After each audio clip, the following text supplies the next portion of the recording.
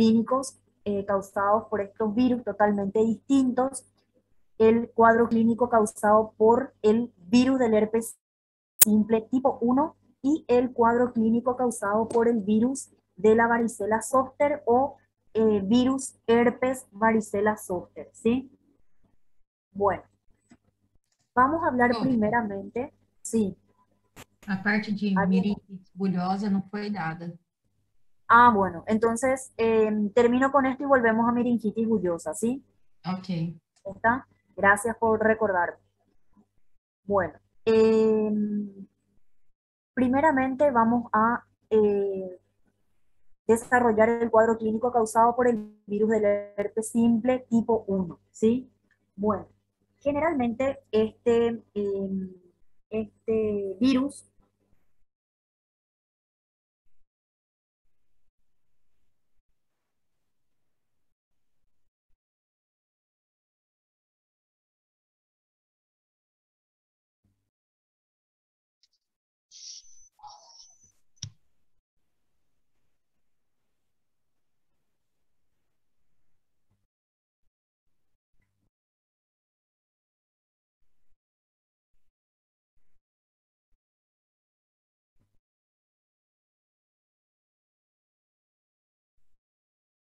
disculpen, ¿me escuchan bien? Creo que mi audio no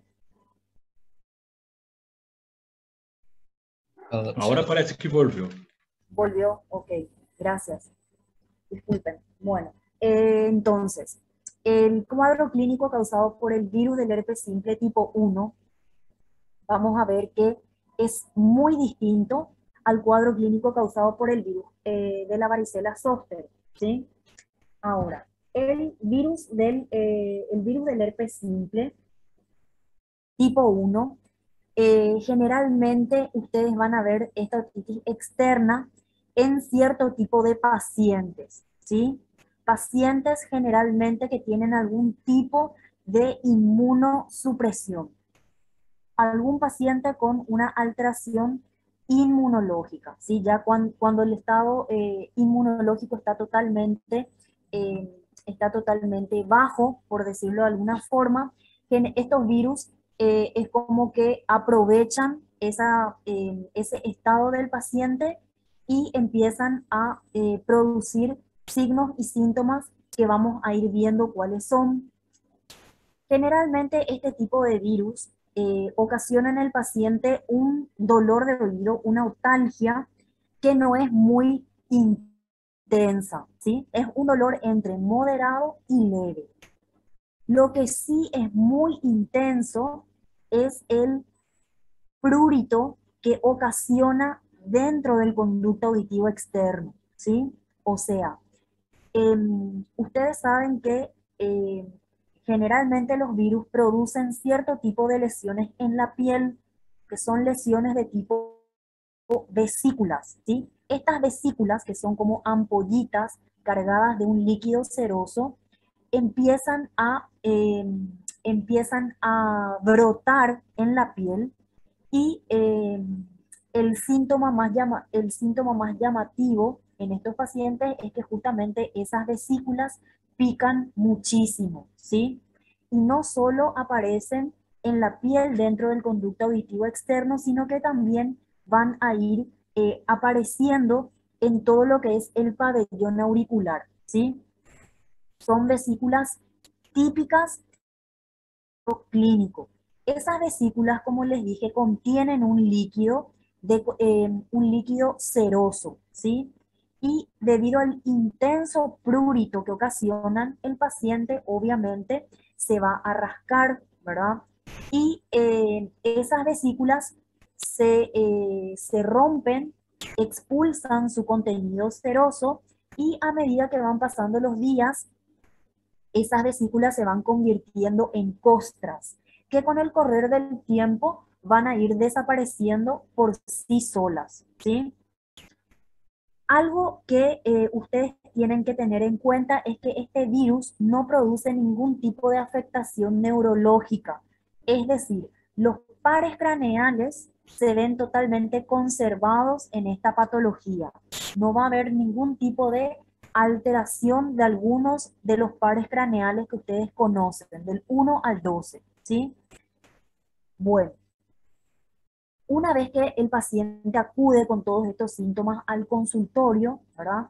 Nosotros vamos a hacer la otoscopía, vamos a hacer primeramente la historia clínica, ¿sí? Vamos a indagar sobre todo en algún tipo de patología de base que tenga el paciente, sobre todo patologías inmunológicas, ¿sí? Que estén dañando el sistema inmunológico del paciente. Es importante indagar en esas patologías. Y también cuando hagamos el examen físico, aparte de hacer una buena visualización del pabellón auricular, también tenemos que hacer una buena otoscopía, ¿sí? Generalmente estas vesículas no aparecen sobre la membrana timpánica, solamente sobre la piel del conducto auditivo externo y el pabellón auricular, ¿sí? La otoscopía nos va a permitir observar esas vesículas dentro del conducto auditivo externo, ya sea las vesículas con su contenido vertido dentro del conducto o las vesículas que están todavía bien formadas, ¿sí?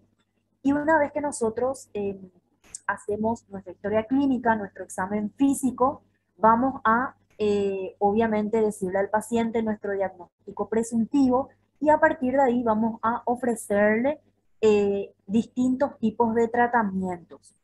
En el caso de que su patología inmunológica no sea una alteración muy severa, lo que podemos indicarle primero es la utilización de un tratamiento tópico con cremas que contengan aciclovir, ¿sí? Generalmente nosotros indicamos la utilización de estas cremas con aciclovir eh, 4 a 5 veces en el día por un periodo de 7 a 10 días. Y generalmente deben ser colocadas sobre las lesiones de tipo vesículas, ¿sí? Solamente sobre las lesiones se va a ir colocando las cremas con aciclovir. Y ya en casos de alteraciones inmunológicas muy severas, el paciente va a recibir un tratamiento por vía oral, ya sea con aciclovir o con famciclovir. Incluso si pensamos que el paciente puede que no haga su tratamiento por vía oral de forma ambulatoria, lo podemos internar en el servicio y indicarle un tratamiento por vía parenteral con una de estas dos, con uno de estos dos antivirales, ¿sí? Generalmente utilizamos una dosis de 600 a 800 miligramos, ya va a ser cada 6 o cada 8 horas, dependiendo de la presentación, y generalmente el periodo que el paciente queda internado también es de 7 a 10 días en estos casos. Nosotros durante el periodo de internación debemos ir controlando la evolución de esas lesiones, ¿verdad? Si es que las costras están desapareciendo, si es que las vesículas están todavía vertiendo su contenido y según la evolución de estas lesiones vamos a poder darle el alta correspondiente al paciente, ¿sí? Generalmente le damos el alta cuando todas esas lesiones vesiculosas ya no las observamos dentro de la piel del conducto o en el pabellón auricular, ¿sí?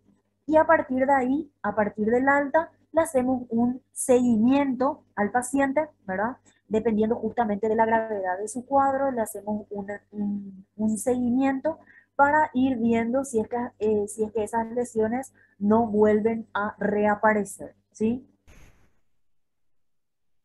Ahora, en el caso ya de la otitis externa, eh, producida por el virus de la varicela zóster o el virus herpes varicela zóster, aquí nosotros ya tenemos que tener en cuenta eh, ciertas características clínicas en el paciente para poder hacer nuestro diagnóstico, ¿sí?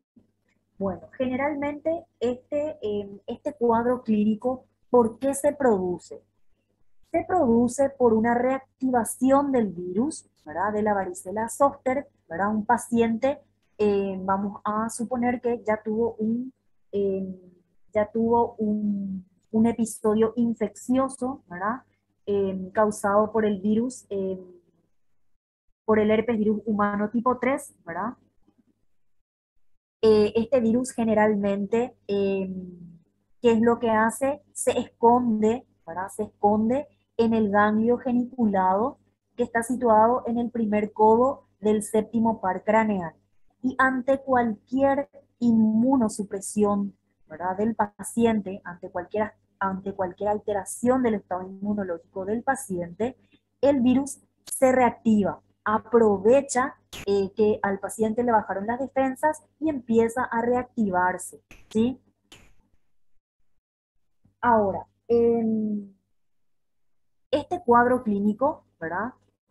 Producido por el virus de la varicela zoster, también van a leer que se conoce como síndrome de Ramsay-Hunt, ¿sí?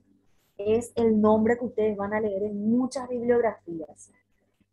Y generalmente el paciente, cuando acude al consultorio, va a venir porque tiene aquí sí un dolor bastante intenso, ¿verdad? De oído, en el oído, ¿sí? Y sobre todo también por la aparición de vesículas, al igual que en el caso del virus del herpes simple, produce lesiones tipo vesículas que van a asentar tanto, como ustedes ven aquí en la imagen, en el pabellón auricular, como también puede incluso tomar el rostro, la lengua, la laringe, la faringe, o toda la mucosa bucal, ¿sí? Y justamente la aparición de estas vesículas es el signo clínico necesario para poder establecer el diagnóstico, ¿sí? También puede venir el paciente con una parálisis facial, sobre todo porque el virus compromete mayormente la primera porción del nervio facial. Entonces viene también el paciente con signos de parálisis facial. Puede haber también en algunos pacientes laberintitis o un compromiso del octavo par, que es el nervio vestibular, ¿verdad? La rama vestibular, perdón, la rama vestibular del nervio auditivo, ¿verdad? Porque hay una compresión de la vaina del nervio, entonces también el virus puede atacar no solamente el nervio facial, sino también el nervio auditivo, ¿sí? El octavo par.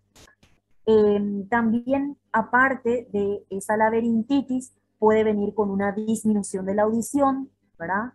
Con una hipoacusia que aparece de forma brusca, de forma súbita, es de tipo neurosensorial porque está afectando al nervio auditivo y es justamente de un solo lado, es decir, el nervio auditivo del lado de donde ustedes ven las vesículas y todo el cuadro clínico florido que presenta el paciente, ¿sí?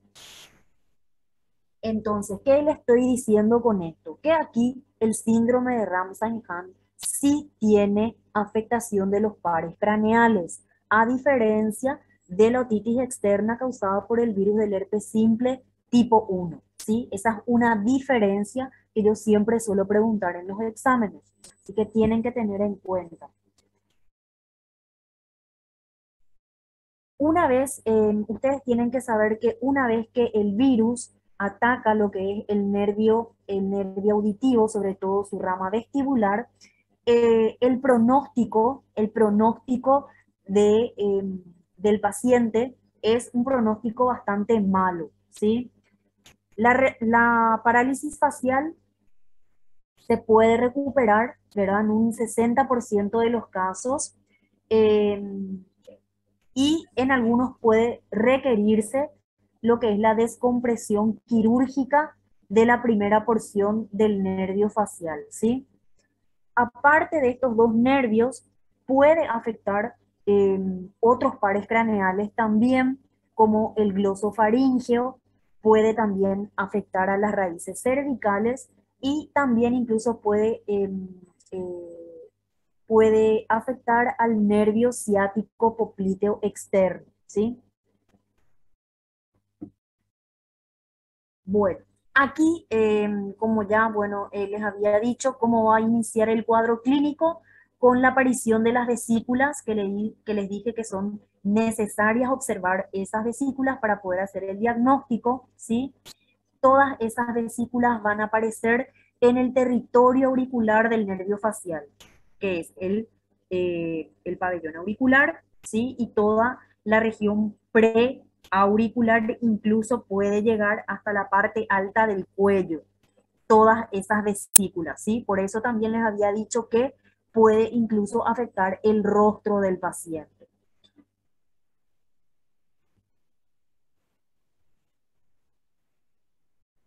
Bueno, eh, el dolor de oído es un dolor bastante intenso, ¿verdad? Eh, por la aparición de esas vesículas, ¿verdad? Generalmente es un dolor lancinante, ¿sí? La aparición de esas vesículas también causa mucha picazón, mucho prurito en la región del nervio facial, y también se siente como una zona donde aparentemente la piel, ¿verdad? Tiene mucha quemazón, ¿sí? Como pueden observar aquí, ¿verdad? Las vesículas van a aparecer sobre todo en el pabellón auricular, ¿verdad? Más bien dentro de lo que es el conducto auditivo externo, también sobre la concha auricular, ¿sí? Y como pueden observar aquí a la imagen de la otoscopía, ¿verdad? En algunos casos ustedes incluso pueden observar las vesículas en la membrana timpánica, como en este caso, por ejemplo, es una vesícula ya cargada con contenido hemático, ¿sí? Con sangre dentro de ese contenido, como pueden ver aquí, ¿sí? Esto es una vesícula bastante grande, en donde el contenido ya es más bien hemático que seroso. Entonces, en algunos casos, ustedes pueden tener esta imagen a la otoscopía en un paciente con síndrome de Ramsay-Hunt, ¿sí? Algo que también ustedes van a poder, ustedes van a poder leer en el libro, es que existe una clasificación dentro de este síndrome de acuerdo a los síntomas y a los signos que va presentando cada paciente, ¿sí? ¿Y por qué se realizó esta clasificación? Se realizó esta clasificación para posteriormente indicarle el tratamiento a cada uno de los tipos de pacientes que podemos tener con este síndrome.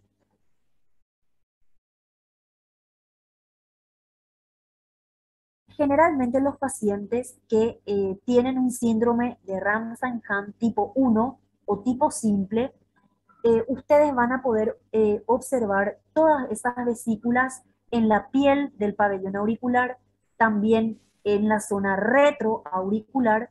El paciente va a referir dolor de oído, y cuando ustedes le examinen la orofaringe, van a encontrar en los 2/3 anteriores de la lengua la presencia de esas vesículas con contenido seroso en su interior, también en la ula y en las fauces. Y algo que les puede referir durante el interrogatorio es que tiene una sensación de falta de gusto de algunos alimentos, ¿sí? La disgeusia es una sensación es una sensación distorsionada del gusto eh, o del sabor de ciertos alimentos, ¿sí? Eso también es algo llamativo en los pacientes que tienen el tipo 1 dentro de este síndrome, ¿sí? Ya cuando el paciente viene con signos de parálisis facial, por ejemplo, el borramiento de las arrugas en la frente, una de las comisuras labiales, eh, hacia abajo, de repente también una sensación de disminución de la tonicidad muscular de uno de los lados de la cara, ¿sí? Generalmente cuando ya viene con signos de parálisis facial, ustedes le van a catalogar al paciente como un tipo 2 dentro de este síndrome, ¿sí? Puede tener todo lo que ustedes leen aquí en el tipo 1, pero si ya tiene signos de parálisis facial, va a corresponder al síndrome tipo 2, ¿sí? Ya cuando el paciente o mientras el paciente les está refiriendo la historia clínica, sí refiere que hay una sensación de eh, disminución de la audición, o les refiere que prácticamente no escucha nada del lado donde presenta las vesículas, ¿verdad? Probablemente el nervio auditivo ya está afectado, entonces ustedes le van a catalogar o le van a clasificar dentro del tipo 3 en este síndrome, ¿sí? Y ya cuando hay, por ejemplo, sensación de inestabilidad, mareo o refiere vértigo directamente, así como también puede referirles náuseas, vómitos, incluso algunas alteraciones del olfato, del gusto, eh, puede haber una parálisis ocular, una parálisis facial, hay también, por ejemplo, liberación espontánea de esfínteres y sobre todo hemiplejías, ustedes ya le pueden incluir dentro del tipo 4, ¿sí? Y como les dije, esta clasificación para incluirle a los pacientes en cada una de ellas nos sirve para poder indicarles el tratamiento adecuado a cada uno de ellos. ¿Cómo vamos a, eh, cómo vamos a tratarle a estos pacientes? Perdón. Generalmente, cuando solamente tenemos manifestaciones cutáneas, es decir, en piel y mucosas, vemos todas esas vesículas, vamos a indicar cremas que contengan aciclovir, ¿sí? Las cremas las vamos a indicar por lo menos el uso de 4 veces al día por un periodo de 7 a 10 días, ¿sí? Así como en el caso del virus del herpes simple tipo 1, cuando hay manifestaciones cutáneas en piel y mucosas, quiere decir esto, en el síndrome de Ramsay-Hunt, vamos a indicar también cremas de aciclovir, ¿sí? Ya a partir de la variedad tipo 2, cuando ya hay aparición de signos que nos indiquen parálisis facial o manifestaciones de otros pares craneales, ¿verdad? Que ya vimos, como por ejemplo la disminución brusca de la audición, cuando hay también vértigos, ¿sí? Alteraciones del olfato, del gusto, liberación de esfínteres, ya tenemos que indicar eh, el tratamiento por vía oral con aciclovir o con famciclovir, a las dosis habituales que todos conocemos. Generalmente la presentación de aciclovir es de 600 o de 800 miligramos. Entonces cualquiera de estos dos podemos indicar 600 miligramos cada 6 horas por un periodo de 7 a 10 días, ¿sí? O en el caso de 800 miligramos de aciclovir, serían 800 miligramos cada 8 horas por 7 a 10 días también. Y todo esto tiene que ir acompañado de una buena dosis de corticoides. Recuerden que los corticoides nosotros indicamos según el peso del paciente, 1 miligramo de corticoides por cada kilogramo de peso del paciente, en pauta descendente, ¿verdad? ¿Qué quiere decir esto? Les voy a explicar. Y también tenemos que acompañar de un complejo multivitamínico que tenga más grupo B, B1, B6 y B12, ¿sí? Estos son los tres pilares del tratamiento para que nuestro paciente con síndrome de Ramsay-Hunt, a partir de la variedad tipo 2, tenga buenos resultados con el tratamiento, ¿sí? Ahora, aquí quiero que tengan bien en cuenta esta parte. Cuando yo les hablo de un tratamiento con corticoides en pauta descendente. ¿A qué me refiero? Me refiero a que vamos a iniciar nuestro tratamiento con corticoides a una dosis máxima, ¿sí? Por ejemplo, vamos a suponer que yo tengo un paciente que tiene 50 kilos, ¿sí? Entonces, mi dosis de corticoides sería 1 miligramo por cada 1 kilo que esté pesando el paciente. Entonces, si mi paciente pesa 50 kilos, yo le tengo que indicar 50 miligramos de corticoides. Este corticoides puede ser prednisona, eh, que es lo que habitualmente indicamos, ¿verdad? Con mayor frecuencia. Entonces, 50 miligramos de prednisona podemos empezar haciéndolo cada 8 horas por 3 días, ¿sí? Esa sería una dosis máxima de corticoides para mi paciente. Y luego, como tengo que ir descendiendo la dosis, por eso es pauta descendente, puedo ir haciendo 50 miligramos cada 12 horas por 3 días. Y por último, 50 miligramos cada 24 horas por 3 días más. Entonces, la pauta descendente se refiere más bien a ir descendiendo la dosis del corticoides, ¿verdad? No lo hacemos de forma brusca porque eso puede tener efectos secundarios en el paciente si lo suspendemos así de forma brusca. Entonces, por eso hacemos siempre en pauta descendente, ¿sí? Les voy a escribir aquí en el chat para que ustedes tengan un ejemplo de cómo hacer una pauta descendente, ¿sí? Entonces, eso es lo que yo quería que ustedes entiendan con respecto a lo que es pauta descendente al utilizar corticoides, ¿sí? Bueno, ¿tienen alguna pregunta con respecto a estas dos últimas patologías que vimos? ¿Alguna aclaración que quieren que les haga antes de pasar a meningitis bullosa y terminar con patologías de oído externo?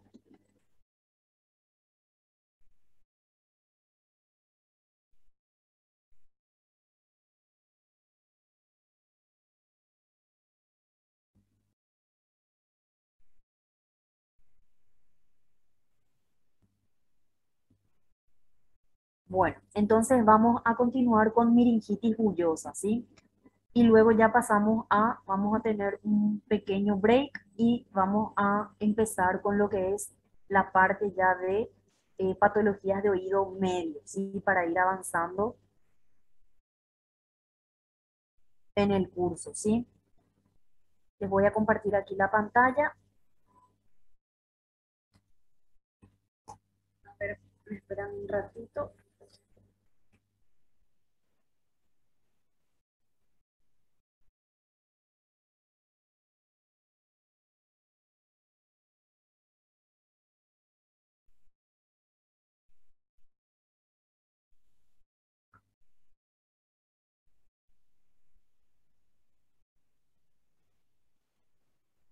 Me avisan si pueden visualizar bien la pantalla. Ahí.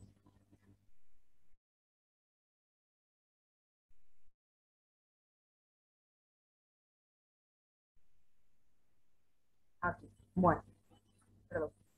Entonces, esta patología también nos había faltado desarrollar, ¿sí?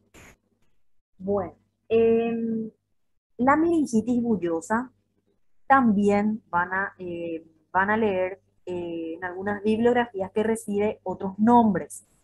Le pueden llamar otitis gripal o también otitis flictenular, ¿sí? Entonces, la meningitis bullosa la pueden conocer con el nombre de otitis flictenular o también otitis gripal, ¿sí? Y esta otitis es la infección vírica de la piel, del conducto auditivo externo y también de la capa epitelial del tímpano o de la lámina anterior de la membrana timpánica, por el virus de la influenza o de la parainfluenza, ¿sí? es una afección que solamente afecta al tímpano, ¿sí? Puramente timpánica, eh, porque aquí generalmente el virus lo que hace es afectar selectivamente a la capa epitelial de la membrana timpánica. ¿Y cómo se manifiesta clínicamente esta infección en el paciente? Generalmente se va a caracterizar por una otalgia aguda, es decir, por un dolor de oído de aparición aguda, en el contexto de un cuadro gripal o también pseudogripal. Eso va a depender mucho de los síntomas que esté presentando el paciente, y que en el transcurso de apenas unas horas va a ir evolucionando hacia lo que es una otorragia. Si ustedes pueden fijarse acá cómo está la capa epitelial de la membrana timpánica, bastante congestiva, enrojecida, eritematosa, parece que está cargada de sangre, ¿verdad? Pueden ver aquí incluso la vesícula, cuyo contenido ya parece ser sanguinolento, ¿sí?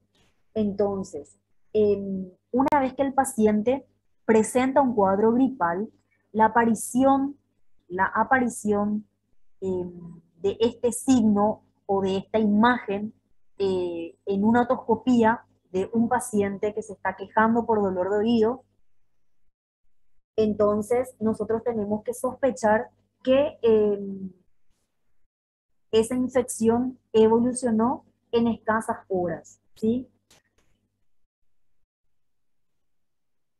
Ustedes pueden incluso observar a la otoscopía del paciente una sola ampolla, como tenemos aquí en la imagen, la presencia de una sola ampolla, o incluso pueden apreciar varias ampollas que tienen una coloración rojiza o que tienen una coloración violácea,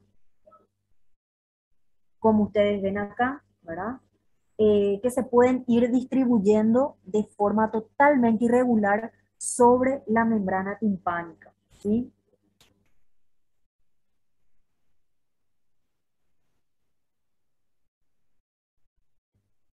Bueno, ¿cómo nosotros vamos a indicar el tratamiento en este caso? Ustedes tienen que saber que en un cuadro gripal el tratamiento es exclusivamente farmacológico, es decir, solamente con fármacos vamos a poder atacar al virus de la influenza, ¿sí?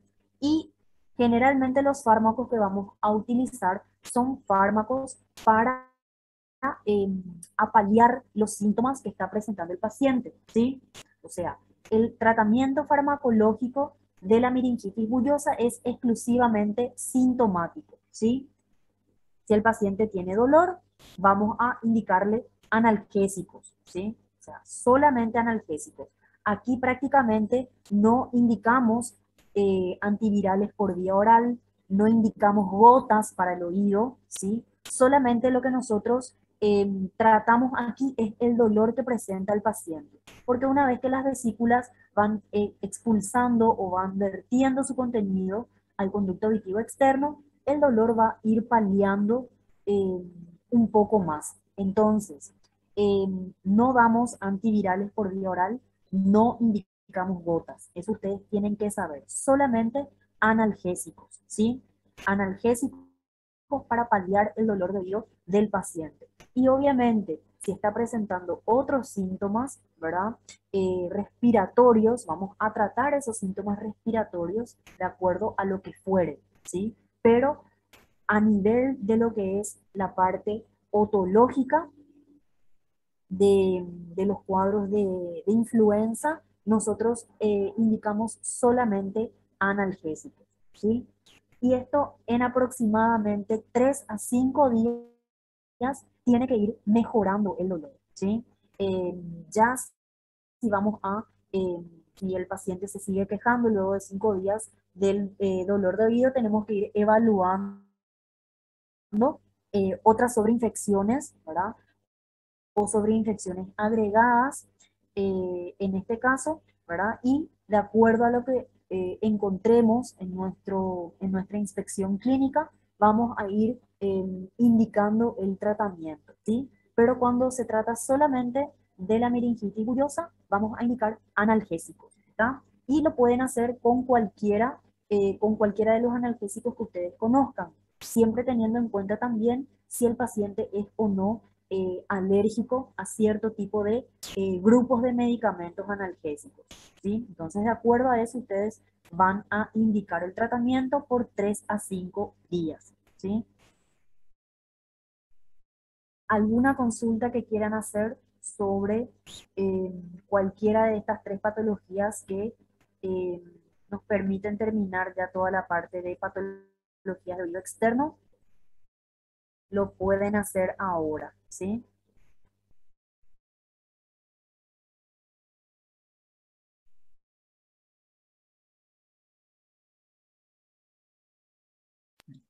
Yo no, profe, gracias.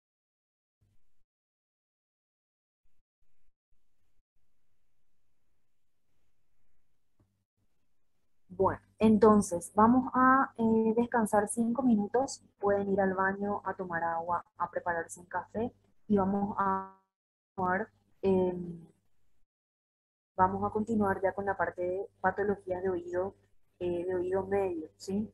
Entonces, descansen 5 minutos y luego vamos a ir continuando.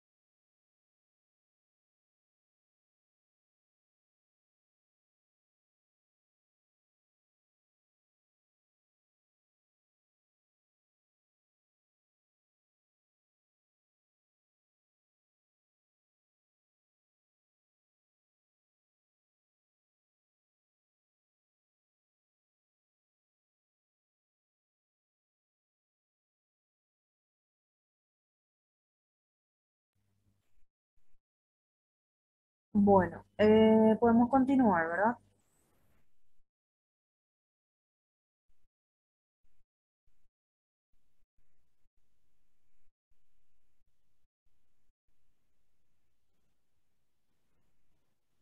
Puede ser, profe. Dale.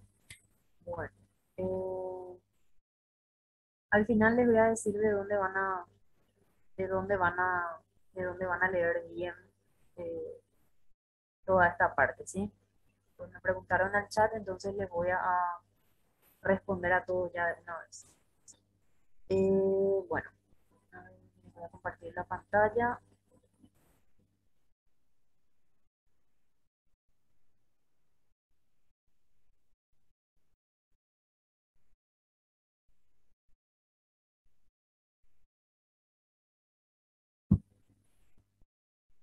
Bueno, ahora que terminamos patologías de oído medio, vamos a perdón, patologías de oído externo, vamos a iniciar con las patologías del oído medio, ¿sí? Recuerden que el oído medio, eh, desde dónde hasta dónde iba. Iba siempre desde la lámina posterior de la membrana timpánica hasta la ventana oval. Incluía lo que es toda la caja timpánica, incluía también la trompa de Eustaquio, incluía también el antro de la mastoides, todo el sistema celular de la mastoides, ¿sí? Entonces todo eso corresponde a lo que es el oído medio, para que no se olviden, ¿sí? Ahora, ¿cuál es el concepto, el concepto que ustedes tienen que manejar de lo que es una otitis media? ¿Sí? Se define como otitis media a toda inflamación del muco periósteo de las cavidades del oído medio, independientemente de la patogenia, independientemente de la etiología, independientemente de la duración, ¿sí?, de este proceso inflamatorio. Como saben, la otitis media, eh, acá era lo que les había dicho, perdón, antes, ¿verdad? Desde dónde hasta dónde iba el oído medio, desde la lámina posterior de la membrana timpánica hasta la ventana oval, incluyendo la trompa de Eustaquio y todo lo que es el sistema celular de la mastoides, ¿sí? Todo esto es la mastoides. Entonces ven cómo el oído medio está muy próximo a todo lo que es la parte de la fosa cerebral, ¿sí? Entonces, vamos a ver que estas patologías del oído medio pueden complicarse, ¿verdad? Sobre todo puede dar complicaciones cerebrales, por eso son muy importantes conocer y tratar, por supuesto, de forma adecuada, ¿sí? Esta imagen es solamente para que ustedes recuerden el oído medio y su relación con la fosa cerebral. Bueno, toda otitis media, ¿verdad?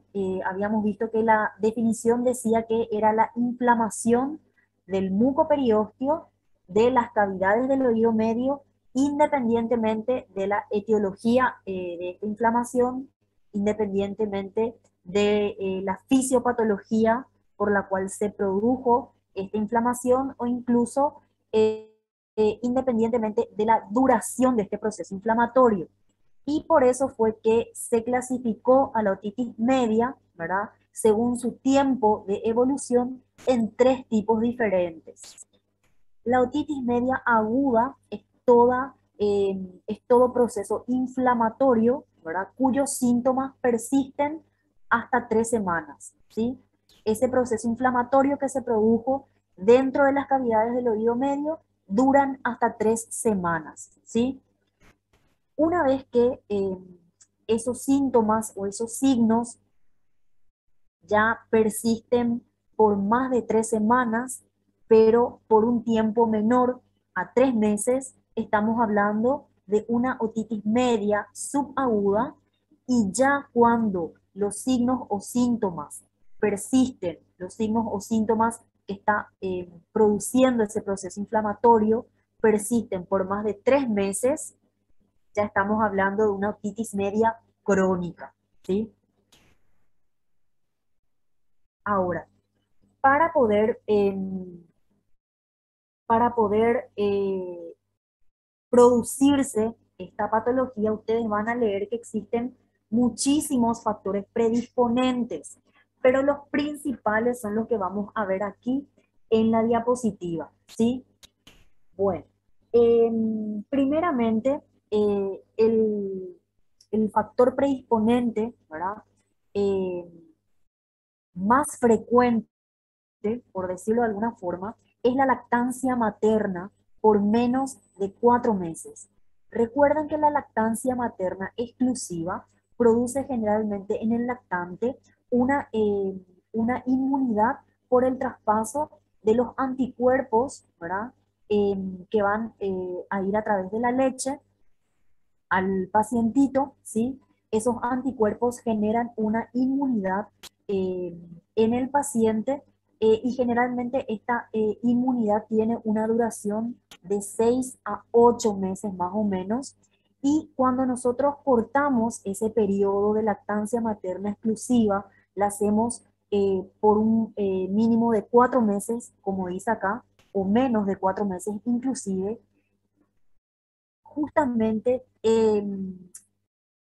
esos anticuerpos que traspasaron a través de la leche al niño no son los anticuerpos suficientes como para que el lactante no tenga procesos infecciosos.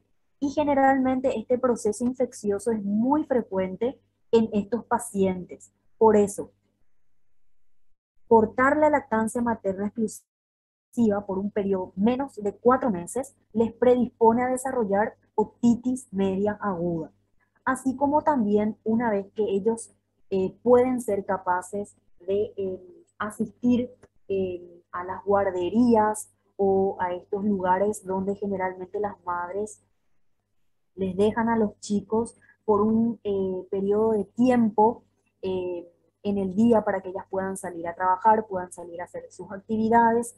También la asistencia a guarderías es un factor predisponente bastante común, porque recuerden que en las guarderías eh, la cantidad de niños muchas veces es una cantidad ilimitada, ¿sí? Y generalmente estos niños cuando están en las guarderías están todos muy juntos, muy hacinados. Entonces, cualquier niño que esté con un proceso inflamatorio, infeccioso, ¿sí? Podría ir contagiándole al resto de sus compañeritos, ¿verdad? Y alguno de ellos, ¿verdad? Dependiendo de su edad, dependiendo también de su estado inmunológico, podría ir desarrollando esta patología. Entonces, asistir a guarderías también se considera como un factor predisponente bastante común para desarrollar otitis media aguda. Ahora, pacientes que tienen alergias del tracto respiratorio. Generalmente la alergia respiratoria va a producir cambios como edema, como una hiperplasia también en la mucosa nasal y sobre todo también en la mucosa que está recubriendo a la trompa de Eustaquio. Y esto es lo que va a hacer, estos cambios como el edema y la hiperplasia van a ocasionar una disfunción de la trompa de Eustaquio que está clasificada como una disfunción mecánica intrínseca, ¿sí? También la exposición al humo del cigarrillo, sobre todo eh, si los padres son los que están exponiendo al paciente eh, al, al hábito tabáquico, ¿verdad? Este humo también va a ir ocasionando cambios en esa mucosa respiratoria y en esa mucosa nasal, que prácticamente eh, van a terminar ocasionando también una disfunción de la trompa de Eustaquio, al igual que en el caso de los pacientes que tienen eh, alergia respiratoria, ¿verdad? Y esto también les va a llevar a predisponer a una otitis media aguda, ¿sí? En el caso de la historia familiar de otitis, ¿verdad? Ustedes van a ver esto que está descrito en el libro, pero habitualmente en el consultorio no es muy frecuente escuchar que el paciente con otitis media aguda ya tuvo familiares que han desarrollado esta patología. No es muy frecuente, ¿verdad? Entonces, como está descrito, les coloco aquí también, pero en la práctica puede ser que no ocurra de esta forma, o sea, no porque el paciente tiene otitis media aguda, algún familiar también tuvo. Entonces, no ocurre muchas veces esa asociación, ¿sí? Pero está descrita. También otro factor predisponente eh, para desarrollar la otitis media aguda es la hipertrofia de las adenoides o las adenoiditis. Ustedes tienen que saber que las adenoides, si nos da el tiempo, vamos a desarrollar estas patologías al final del curso. La adenoides es una amígdala que se encuentra en la rinofaringe, es decir, por detrás de la coana, ¿sí? Es una amígdala, ¿verdad?, que forma parte del sistema inmunológico, al igual que las amígdalas que tenemos en la orofaringe, ¿sí? Y esas adenoides, por estar expuestos, por ejemplo, eh, a, eh, a, alergenos, justamente al humo del cigarrillo, a otros factores, puede ir aumentando ligeramente su tamaño, ¿verdad? Generalmente este aumento de tamaño le llamamos hipertrofia, y esa hipertrofia incluso puede llegar a eh, obliterar lo que es la trompa de Eustaquio, es decir, puede cerrar eh, el orificio, ¿verdad?, de comunicación entre la rinofaringe y el oído medio, que es justamente la salida de la trompa de Eustaquio, ahí en la rinofaringe. Ese aumento de tamaño de la adenoides puede cerrar ese orificio y van a ver ustedes que estos pacientitos hacen cuadros repetitivos de infección de adenoides. A eso le llamamos adenoiditis, ¿sí? Entonces, por obstrucción de la trompa de Eustaquio, debido al aumento de tamaño de estas adenoides, podemos también tener episodios de otitis media aguda, ¿sí? Pacientes prematuros. Eh, Recuerden que los pacientes que nacen antes de tiempo, para los prematuros, generalmente están más predispuestos a desarrollar un sinfín de patologías. Y una de ellas es la otitis media aguda, ¿sí? ¿Por qué? Porque el sistema inmunológico del paciente todavía no está maduro, ¿sí? Entonces, cualquier alergeno, cualquier virus, cualquier bacteria, ¿verdad?, cualquier hongo podría proliferar a través de este sistema inmunológico debilitado y ocasionar varias patologías en el paciente, ¿verdad? Vamos a ver que una de ellas es la otitis media aguda. Y también aquí, al igual que en el caso de la historia familiar de otitis, se describe también en el libro una historia familiar de otitis media aguda. No porque el paciente tenga una otitis media aguda, significa que los padres o algún familiar haya tenido. Eso no, en la realidad no se aplica tanto, ¿sí? Entonces, muchas veces no tengan en cuenta esa relación o no descarten el diagnóstico de otitis media aguda por el simple hecho de que alguno de los familiares no haya tenido, o en muchos casos ningún familiar haya tenido también historia de otitis media aguda, ¿sí? Eso generalmente en la práctica no se cumple tanto. Pacientes con malformaciones craneofaciales, por ejemplo, pacientes, pacientes con fisura del paladar blando. Generalmente esa fisura en el paladar blando va a imposibilitar la correcta contracción de ciertos músculos, ¿verdad? Y justamente uno de ellos es el músculo del velo del paladar, y debido a esta deficiente contracción de este músculo, vamos a tener una falta de apertura de la trompa de Eustaquio, que nos va a llevar a desarrollar cuadros de otitis media aguda. También, por ejemplo, pacientes que tengan anomalías de la base del cráneo, como el síndrome de Down o el síndrome de Cruzón, que son los síndromes más frecuentes que ustedes van a ver en el consultorio también de otorrinopediatría. Generalmente estos síndromes producen una disfunción, ¿verdad? Por deficiente contracción del músculo tensor del paladar, sobre todo cuando hay una variación de la relación entre la trompa de Eustaquio y la apófisis pterigoides del cráneo, ¿sí? Entonces, estas malformaciones craneofaciales que les nombré, como la fisura del velo del paladar, síndrome de Down y síndrome de Cruzón, también pueden desarrollar cuadros de otitis media aguda.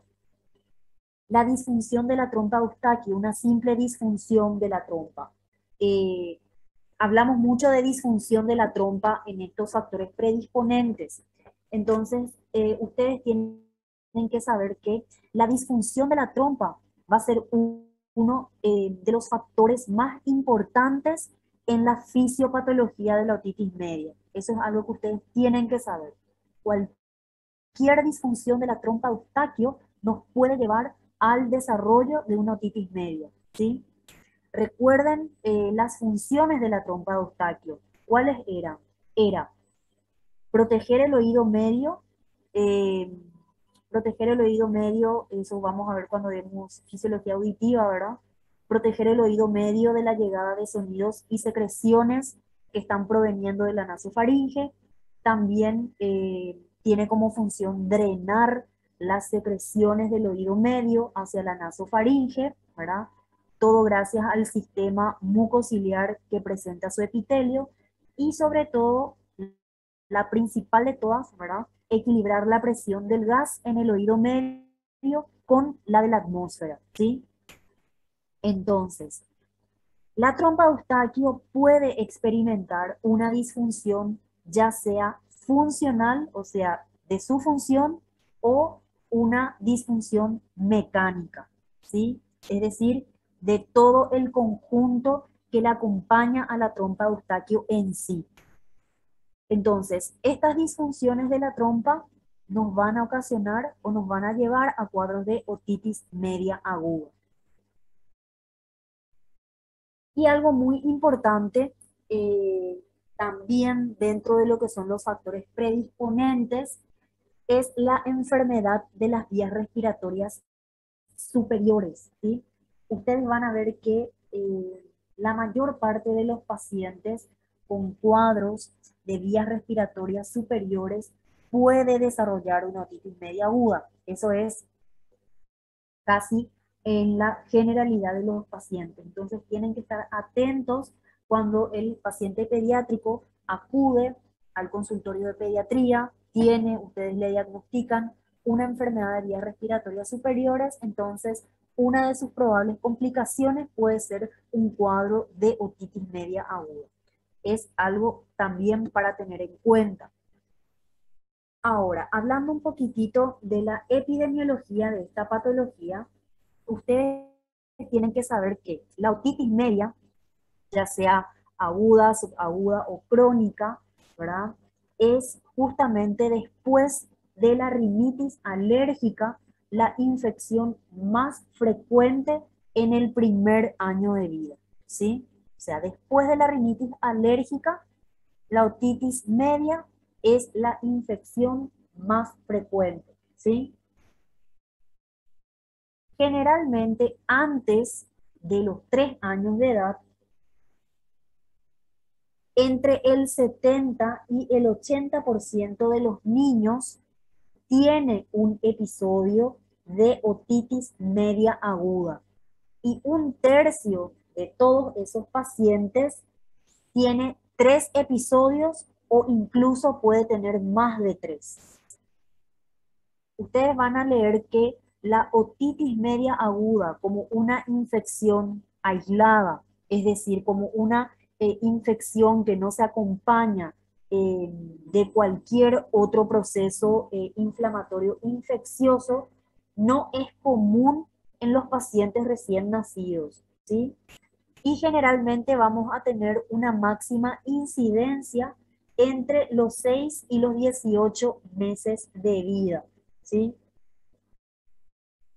Algo también para que ustedes tengan en cuenta es que la aparición del primer ataque, es decir, la aparición del primer episodio de otitis media aguda durante el primer año de vida, suele ser suele ser o parece predecir muchas veces una mayor tendencia a que el paciente vaya presentando episodios recurrentes de otitis media aguda y sobre todo también que esté predispuesto a presentar en algún momento una otitis media con efusión, ¿sí? Entonces, eso también es algo importante para tener en cuenta. Vamos a recordar un poquitito o hablar un poquitito de la fisiopatología de la otitis media aguda.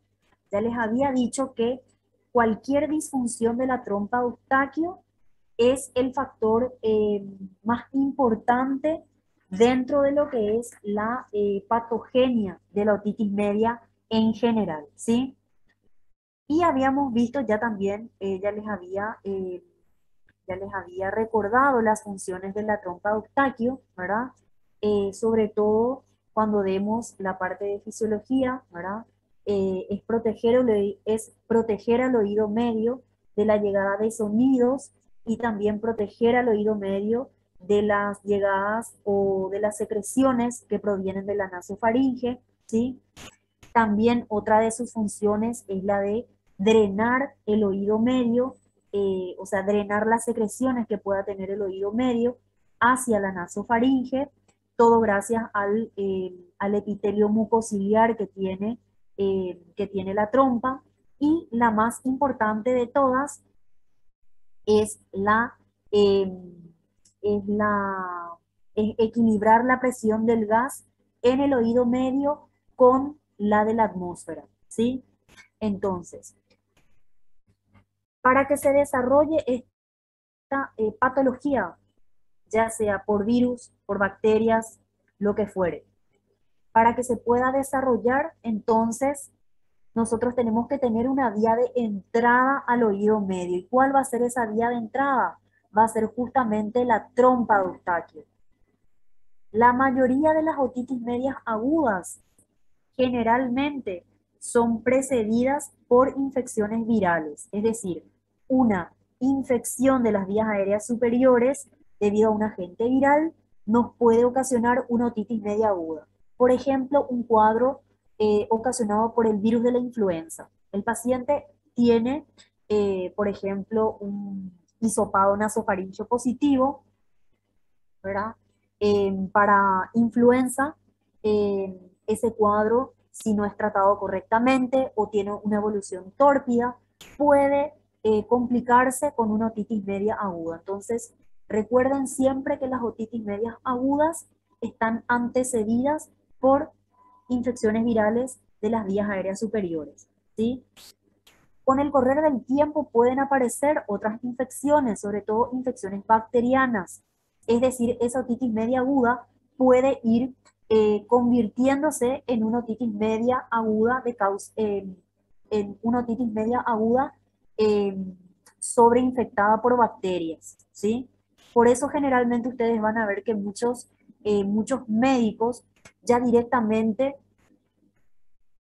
directamente indican al paciente el uso de antibióticos, ¿sí? No está mal, ¿verdad? Porque están previniendo justamente esa sobreinfección, pero lo que generalmente hacemos, vamos a ver más adelante, es primeramente tratar de forma sintomática eh, al paciente cuando llega al consultorio y una vez que constatemos una mala evolución, constatemos que los síntomas no están remitiendo, entonces ahí sí indicamos la utilización de antibióticos, ¿está? Pero generalmente eso no lo hacemos al principio. También recuerden la anatomía de la trompa de Eustaquio. Recuerden que no es igual en el niño que en el adulto. ¿Cómo se encontraba en el niño? En el niño generalmente la trompa de Eustaquio es mucho más corta, en longitud es más horizontal, ¿verdad? Más horizontal y sobre todo tiene una menor complianza. ¿A qué se refiere la complianza? La complianza es la resistencia que pone la trompa de Eustaquio a que ciertos gérmenes avancen hacia el oído medio. Entonces, hay una menor resistencia en la trompa de Eustaquio de los niños, ¿sí? Recuerden que en los niños generalmente eh, la madurez, eh, la madurez, eh, la madurez de lo que es la trompa de Eustaquio no se alcanza, eh, no se alcanza, eh, no se alcanza enseguida. Entonces, esa trompa de Eustaquio va a ir madurando con el correr del tiempo, por eso tiene una menor resistencia al paso de todos esos gérmenes. Entonces, vamos a ver que estos cuadros son mucho más frecuentes en los niños, ¿sí? Y recordando un poquitito cómo estaba la disposición anatómica de la trompa de Eustaquio en los adultos. En los adultos la trompa de Eustaquio es mucho más larga, ¿sí? Como ven aquí en la imagen, es mucho más larga, es mucho más vertical o incluso pueden decir que está un poco más está un poco más en diagonal, ¿sí? Es mucho más larga, mucho más verticalizada o en diagonal y también tiene una mayor resistencia al paso de gérmenes. ¿Por qué? Porque ya es una trompa de Eustaquio madura, ¿sí? Entonces, en los adultos es muy poco frecuente ver episodios de otitis media aguda, lo cual no quiere decir que no veamos, pero es un poco menos frecuente, ¿sí? Entonces, recordar siempre la disposición anatómica de la trompa de Eustaquio en los niños, eso es lo más importante. Y hablando un poquitito de la patogenia, ¿verdad? Ustedes van a leer que las causas eh, de la otitis media aguda son realmente multifactoriales. Existen muchos factores que eh, predisponen al desarrollo de esta patología, ¿sí? Dijimos muchísimas veces ya que acá el principal el principal factor o el factor más importante en la patogenia de la otitis media es siempre la disfunción de la trompa de Eustaquio, ¿sí? La disfunción, ya sea porque hay una alteración en la función de la trompa o porque ya hay una alteración en lo que es la mecánica o la contracción muscular, eh, valga la redundancia, de los músculos que están rodeando a la trompa de Eustaquio, ¿sí? Entonces, por esas dos disfunciones podemos tener predisposición a desarrollar episodios de otitis media. También cuando hay una inmadurez del sistema inmunitario. Recuerden que el sistema inmunitario en los niños que tienen diversas formas de otitis media presenta con frecuencia deficiencia de inmunoglobulinas. Pueden ser la inmunoglobulina G2, la inmunoglobulina G3 e incluso la inmunoglobulina A secretoria, ¿sí? También pueden tener una deficiencia del componente C3 del complemento y también una deficiencia de los linfocitos T y de los linfocitos B, como en el caso de un paciente, de un pacientito, ¿verdad? Pediátrico que tenga SIDA, ¿sí? Pacientes que tengan alergias respiratorias, ya les había comentado que las alergias respiratorias producen cambios como edema, como hiperplasia en la mucosa nasal y también en la mucosa de la trompa de Eustaquio, que van a ocasionar más bien una disfunción eh, mecánica de lo que es la trompa de Eustaquio en general, ¿sí? También la insuficiencia ventilatoria nasal va a predisponer a las otitis medias agudas porque durante la deglución de los alimentos se va a producir en lo que es la rinofaringe una importante presión más bien del tipo positiva, que es simultánea con la apertura de la trompa de Eustaquio, y de esta forma se facilita el pasaje de las secreciones y de las bacterias al oído medio. Pacientes que tienen fisura del velo del paladar blando. Ya les había dicho que estos pacientes, ¿verdad? Con esta fisura del velo del paladar, tienen una incorrecta contracción del músculo velo del paladar, ¿verdad? Y debido a esta incorrecta contracción se ocasiona una falta de apertura de la trompa de Eustaquio, y esto también lleva a un cuadro de otitis media aguda. Pacientes con anomalías de las bases de cráneo, que les había comentado, como el síndrome de Down, el síndrome de Cruzón, ¿verdad? Estos pacientes generalmente tienen una disfunción de la trompa por una deficiente contracción del músculo tensor del velo del paladar, cuando hay una variación entre lo que es la trompa de Eustaquio y la apófisis pterigoides, que se encuentra también en el cráneo, ¿sí? Entonces, debido a esa relación insuficiente, es que se produce esta patología. Pacientes que tienen la disquinesia ciliar. ¿Qué es la disquinesia ciliar? La disquinesia ciliar, ustedes tienen que saber que es eh, primeramente tenemos que saber qué es el movimiento ciliar, ¿verdad? Van a ver que el movimiento ciliar es el movimiento que se va a ir generando en la trompa de Eustaquio, ¿verdad? Recuerden que la trompa de Eustaquio tiene un epitelio ciliado respiratorio, parecido al de la mucosa nasal, ¿sí? Entonces, ese epitelio con cilios va a ir moviendo o movilizando las secreciones, ¿verdad? Que pudieran ir de la rinofaringe al oído medio. Entonces, todo ese movimiento ciliar normal que suele limpiar y proteger a la mucosa de las secreciones y las bacterias puede verse alterado en esta patología llamada disquinesia ciliar. ¿Y por qué se puede producir una disquinesia ciliar? Se puede producir generalmente por o como consecuencia de infecciones por virus respiratorios, o incluso puede tener un origen genético, ¿ya? Puede existir un gen deficiente, ¿verdad? Que justamente va a ir produciendo ese anormal movimiento de los cilios, ¿sí?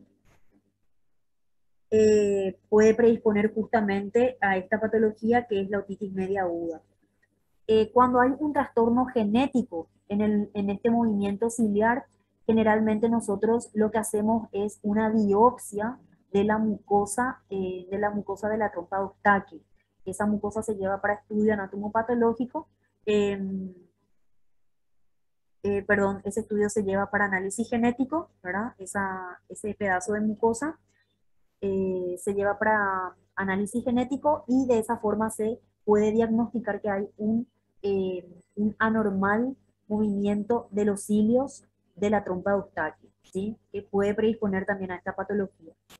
Adherencia bacteriana, como por ejemplo, eh, recuerden ustedes que los componentes de la cápsula bacteriana que determinan la capacidad de adherencia son los que determinan la capacidad de adherencia del microorganismo a la superficie de la mucosa respiratoria.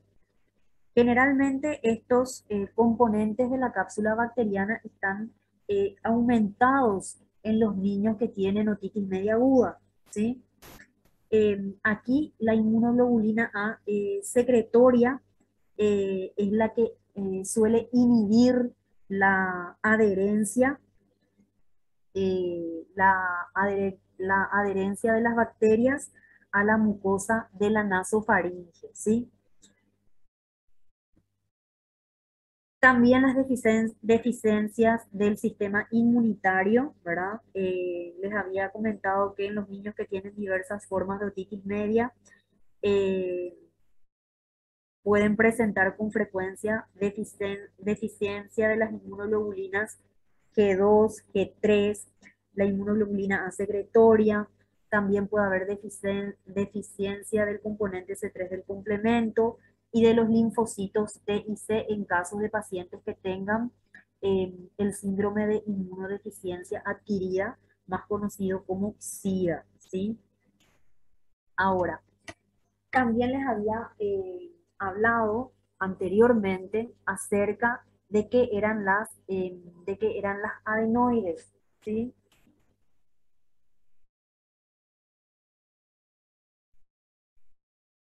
Recuerden que les había dicho que la adenoides es una amígdala que, como ustedes ven aquí en la imagen, se encuentra en la rinofaringe, ¿sí? Esa amígdala forma parte del sistema inmunológico. Como pueden ver acá, aparentemente parece que la amígdala o la adenoides está entrando dentro de la cavidad nasal. ¿Y eso por qué sucede? Sucede porque eh, la adenoides, desde el nacimiento hasta los 3 años de edad, tiene un crecimiento en todos los seres humanos, tiene un crecimiento normal. Crece, crece, crece, crece desde que nace hasta los 3 años, ¿sí? A partir de los 3 años, lo normal sería que el crecimiento se vaya estancando a esa edad. Pero tenemos pacientes en los cuales ese crecimiento continúa, ¿sí? Y puede llegar a tener este tamaño, la adenoides. ¿Por qué? Porque el paciente puede estar expuesto, por ejemplo, a diversos alergenos, puede estar predispuesto también a muchos procesos infecciosos de las vías aéreas superiores, eh, un sinfín de situaciones podemos tener en estos pacientes, ¿verdad? Cuyas adenoides adquieren este tamaño por diversos procesos inflamatorios. ¿Sí? Como ven acá, esta es una adenoides de un tamaño aproximado entre 3 y 4. Nosotros le colocamos grados por tamaño a las adenoides, grado 1, grado 2, grado 3 y grado 4. Generalmente el grado 3 y el grado 4 son los grados más importantes, eh, teniendo en cuenta el tamaño, porque ya son prácticamente eh, grados muy obstructivos para el paciente. Como ven aquí, esto genera una obstrucción en el paciente, en la cavidad nasal, bastante importante, ¿sí? Incluso aquí, esta adenoides está tapando el orificio de la trompa de Eustaquio, que es el orificio que comunica justamente la rinofaringe con el oído medio, ¿sí? Debido al tamaño, al aumento de tamaño de la adenoides, ese orificio puede estar obliterado, puede estar obstruido. Entonces, ¿qué pasa si no se abre la trompa de Eustaquio como tiene que abrirse normalmente? Se va creando una disfunción y se va generando una presión negativa dentro del oído medio que va a predisponer justamente a la aparición de ciertos procesos inflamatorios también dentro de todas las cavidades del oído medio. No hay una buena, no hay una buena, no hay una buena relación entre lo que es la presión dentro del oído medio y la presión atmosférica. ¿Sí? Recuerden que la principal función de la trompa es equilibrar las presiones. Y si está obstruido su orificio de entrada o su orificio de comunicación, no va a poder llevar a cabo esa función. Entonces se va a producir cambios dentro del oído medio que van a eh, llevar a desarrollar una otitis media aguda. Entonces la hipertrofia de las adenoides puede ocasionar también esa disfunción, ¿sí? Y dependiendo de la edad de nuestro paciente, nosotros vamos a ir eh, sospechando qué tipo de germen puede estar involucrado en el proceso en el proceso infeccioso, ¿sí? Generalmente en los neonatos, que son los recién nacidos, es decir, los que tienen de 0 a 28 días de nacido, vamos a sospechar enterobacterias o estafilococos, ¿sí? Si nuestro paciente es un menor de 3 años, ya tiene más de 28 días, pero tiene menos de 3 años, podemos sospechar a Haemophilus influenza o Streptococcus pneumoniae, ¿sí? Y ya si sobrepasa los 3 años de edad, vamos a sospechar, aparte de Streptococcus pneumoniae y de Haemophilus influenza, un estreptococo del grupo A, ¿sí? Entonces, hacemos esta clasificación de microorganismos de acuerdo a la edad que va presentando el paciente para poder ofrecerle el tratamiento correspondiente a cada uno de ellos. Porque generalmente nuestro tratamiento es un tratamiento empírico. Esto quiere decir que nosotros nos vamos a guiar más bien por la frecuencia del germen que puede estar involucrado. No tenemos certeza de que es el germen, pero sospechamos que es el más frecuente, entonces por eso le vamos a dar tal o cual tratamiento, ¿sí?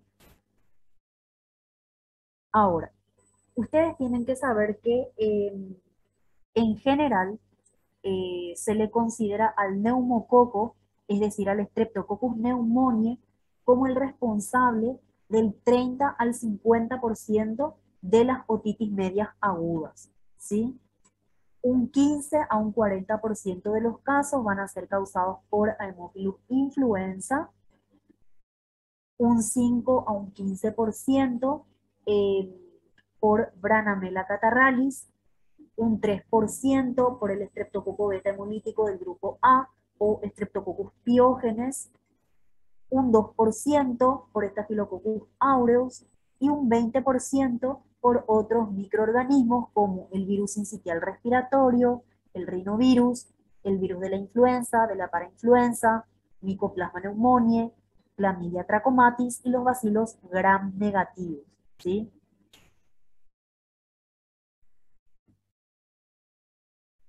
A ver un poquito, vamos a ver qué hora es para no, bueno, creo que tenemos 10 minutitos, ¿sí? Creo que vamos a dejar hasta acá la clase de hoy, ¿sí? Porque creo que ya es mucha información también para ustedes. Eh, ¿Alguna pregunta que quieran hacer hasta acá sobre, sobre lo que dimos? Pela tuba, desemboca na parte posterior da nasofaringe, é isso? Que é onde ela empieza? Perdón, Murilo sos, ¿verdad? Sim. ¿Me podés volver a repetir tu pregunta? Te escuché un poquito entrecortado. A trompa de Eustáquio, ela se va hasta a parte posterior da faringe, nasofaringe? Era isso? Eu não recordo muito. Recuerden que la trompa de Eustaquio, te voy a poner la imagen, comunica la rinofaringe con el oído medio, ¿sí? Y generalmente el nacimiento de la trompa de Eustaquio es en la pared lateral, está en la pared lateral de la orofaringe, ¿sí? Vamos a ver un poquitito. Eh,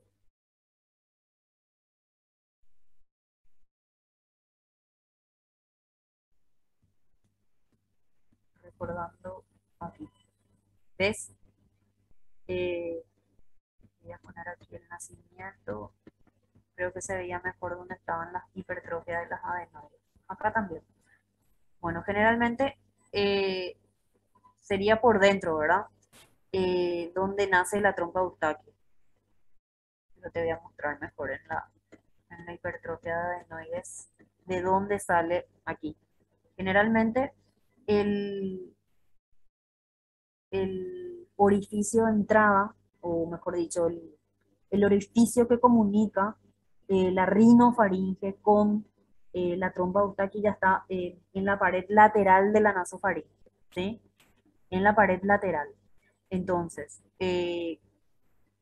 por el aumento de esta amígdala, ese orificio puede obstruirse, puede cerrarse, ¿sí? Y como ves, la comunicación entre lo que es el oído medio y la rinofaringe. Debido a esa obstrucción, la trompa no se va a poder abrir normalmente, por ejemplo, cuando tragas los alimentos o cuando bostezas. Entonces, todo eso va a ir cambiando dentro de las cavidades del oído medio la presión del gas, la presión de los gases que vamos a encontrar ahí, ¿verdad? Y debido a esa diferencia de presión entre el oído medio y la presión atmosférica, es que se van a ir generando esos cambios que van a predisponer a la otitis media aguda, ¿sí? No sé si se ve aquí en la imagen. Sí, profe, entendi agora sim. Graças. Entendiste, ¿verdad? O sea, sale de la pared lateral, ahí donde te mostré, ¿verdad? Y va hasta el oído medio, ¿sí? ¿Alguna otra pregunta o alguna otra duda?